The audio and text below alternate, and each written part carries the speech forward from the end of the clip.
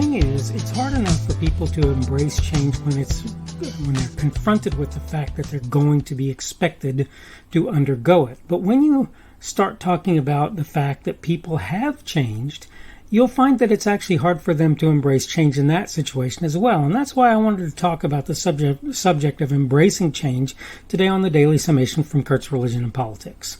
I'm your host. I am Kurt. Today is Thursday, the 5th of August of 2021. Welcome to everyone who's here on Rumble, on the podcast, on YouTube. Remember that Rumble is my preferred platform. Obviously, that doesn't necessarily mean anything to you, though I would like for it to. The subject for today is embracing change, and I'm going to go through and read my notes real quick so that you have some idea where I'm coming from on what I'm talking about. There's a pretty good number of people out there who don't really know who they are. Does that seem like an odd thing to say? If you go casting about on the internet, looking at various individuals, people like Will Witt come to mind, the videos that they do, you'll see many people don't really know what they're supporting, much less who they actually are. This adds to an already complex thing. You see, over the course of time, just about everyone changes positions, perspectives, and attitudes. Most of us are not good at admitting that we became something different over the course of time. That's even harder when the thing we came to be was odious to our former self. The result is you have, for example, people who claim to be conservatives or Republicans who are in reality very obviously not either of the two. Funnily, it seems to be harder for folks moving toward liberalism to admit they're not what they've billed themselves as. Even for folks moving in conservative directions, though, and I can name a few of these, it's a problem as well. And of course, this isn't just something that happens where things political are concerned, but it's a more general thing. It just so happens that when somebody's cultural vantage point changes, it ends up reflecting in who they are politically, because the two are tied. I didn't put that in my note. What is it that people like to say? Politics is downstream of culture. However you want to put that, I don't remember the exact term, but the point is that when the culture changes, you can argue that the politics will as well, and so forth. I want to take just a moment today to talk about these ideas. Now, that's the end of my notes, so let me get myself set up here, and we'll sit here and discuss this. I have known any number of people who, when I first heard about or from them, insisted that they were conservative. And as I got to know them, I felt like the person that I met was a conservative person. Only in the course of time to see that they slowly shifted into the direction of liberalism. The reasons for that, I'm sure, are innumerable. I'm sure that you can't even begin to number them, right? But nonetheless, that's what happened. Now, here's the thing. A lot of those people, if you ask them, what is your perspective, they would say, I'm a conservative. But you can look very clearly and see that that's not the case for those individuals. I have argued a number of times now that on the other side of that same coin, Tim Pool has been slowly moving in conservative directions. Go from a strong anti-2A, Second Amendment guy to a very strong Second Amendment guy, move from I'm going to try and help people by working in a homeless shelter to doing what amount to having what amounts to a video empire. I'll put it like that. I'm not only not against what's been happening to Mr. Poole, I'm actually totally for it. And by the way, I totally get it because I went through not the same thing, but a similar thing myself. So I get it.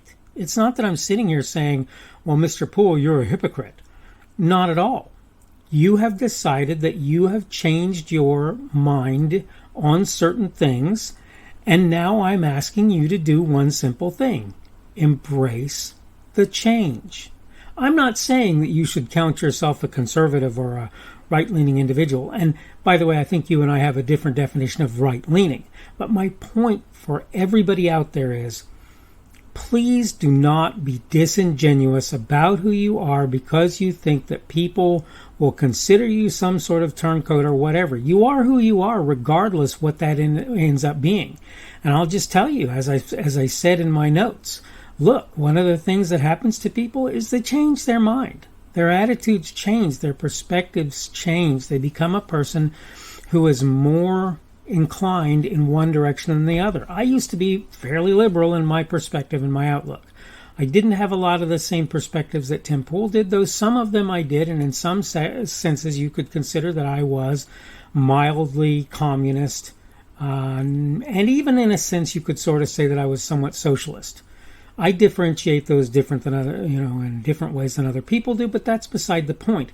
The point is, I can argue for having been both of those things at various times in my young life. Now, I'm neither of those things today. I really don't want anybody telling me what to do, but at the same time, I'm not a fan of anarchy, which in my mind is how communism ends up if it works like it's supposed to, according to Marxian constructs, as far as I get it. That's as far as I understand it. You can disagree with me or whatever. Here's the point in all of this, though. Over the course of time, I have changed. And I'm going to tell you now, I own it. I embrace it. Maybe sometimes I don't realize that I've changed in certain ways and I don't own or embrace that particular change. But in general, if you ask me, Kurt, are you not a capitalist but a free market person? Because apparently capitalist is not really a very good word. The answer is yeah, I believe that there is probably a need for certain kinds of regulations, but I believe that you have to be extremely careful when you employ those. If you ask me, Kurt, are you a freedom first sort of a person who doesn't really want the government telling him what to do all the time? The answer is yep, I certainly am that. If you ask me if I believe in socialism or communism as a rule, the answer is no. If you ask me, do I believe in any form of totalitarianism, the answer is no. If you ask me, do I believe in democracy in the general sense where everything is voted on, the answer is no. I firmly support the idea of a representative republic done right. What all of this means is that I've changed substantially on who I am over the course of time. And I have news for you. I promise I'm not alone in that. Anybody who lives to see any amount of life is going to change who they are. And some of them are going to become more liberal and some of them are going to become more conservative. There are those who are, quote, stubborn and will not change even if they realize that the change is the right thing. And there are a lot of people out there who, quite frankly, they don't even know who they are. So the idea of embracing change towards particular things, it's hard for them because they don't know where they're coming from. So how the heck can they say whether or not they've changed to something else? My answer for you is, first of all, come to know yourself. Come to realize who you are and what you believe. Then from there, recognize that you're probably going to change and change in ways that you look at and you go, yeah, that's really how things ought to be. That's really how things ought to be. This is the sort of thing you should be doing. And so the point here, it's really simple. I've titled my piece as it works, is that you should embrace change. You should embrace it. You're going to do it. You're going to go through it. There are going to be things around you that happen that make change necessary and worthwhile. Sometimes you're going to have changes that you're not going to want all that well, but you have to expect and recognize that those changes exist. You cannot suddenly magically make changes go away because you refuse to embrace them. Now you can try to change back to something that you were before, but you cannot make changes go away by refusing to acknowledge their existence. And I'm going to say it again. Know yourself to begin with. This is the first trick in life to me, is to figure out who you are and then to realize how that's wanting, how you're wanting in who you are and who you really want to be and move in that direction. And that doesn't mean you're going to have an easy time embracing change, but it does mean that you will potentially be able to do so. All right, I need to go ahead and wrap this up. This is a daily summation from Kurt's Religion and Politics. I'm your host. I'm Kurt. Today is Thursday, the 5th of August of 2021. Well, thank you for everyone who's been here on Rumble, on the podcast, on YouTube. Remember that Rumble is my preferred platform, and there are many, many reasons for that. I'd be pleased to let anybody who wants to know understand why that's the case. Today's subject has been embracing change. Tomorrow we're going to talk on the subject of our history. However long or short that may be, I want to talk about the idea of what history means to me and to other people. Okay, I hope you're having a good day today. Today is Thursday. That means tomorrow will be Friday, that all-important beginning of the weekend for most folks. I've got a very busy weekend stacked up ahead. I don't really want to get into details at this point, but it's part of the reason that I've been a little bit on the downside recently. Hope that you're doing well. Hope that you're having a good Thursday and that things are going well for you. Hope that we will see you again on Thursday's edition of the Daily Summation from Kurt's Religion and Politics.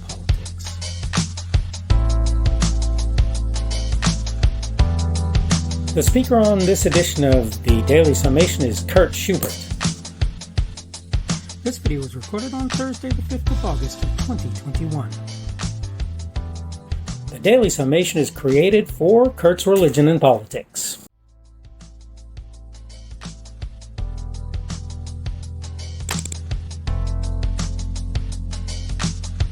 Thanks for watching this edition of the Daily Summation from Kurt's Religion and Politics. I hope you found it entertaining or instructional, or maybe both. If you want to see more from me, you can go to blogs.kpschubert.com. That's blogs.kpschubert.com. I am on Twitter, Parler, and Minds.com. My handle on each of those is @kpschubert. That's @kpschubert. I have a Rumble and a YouTube channel. They are the Kurt's Religion and Politics channels on Rumble and YouTube. I have a Facebook page. The Facebook page is Kurt's Religion and Politics as well. I am on Patreon. If you want to support me, that's one of the better places you can do that. And you will find me at Kurt's Religion and Politics on Patreon. I have a podcast. The podcast is podcasts with an S, .kpschubert.com. That's podcasts.kpschubert.com. I think you should be able to find me with relative ease on Apple Podcasts, Google Podcasts, and Spotify as well. The best way I find to do that is to look for Kurt's Religion and Politics. You can try to use the Daily Summation. I find that it doesn't work as well as a general rule, but you can always try that. I'm glad to have you aboard today, and hopefully we will see you again tomorrow.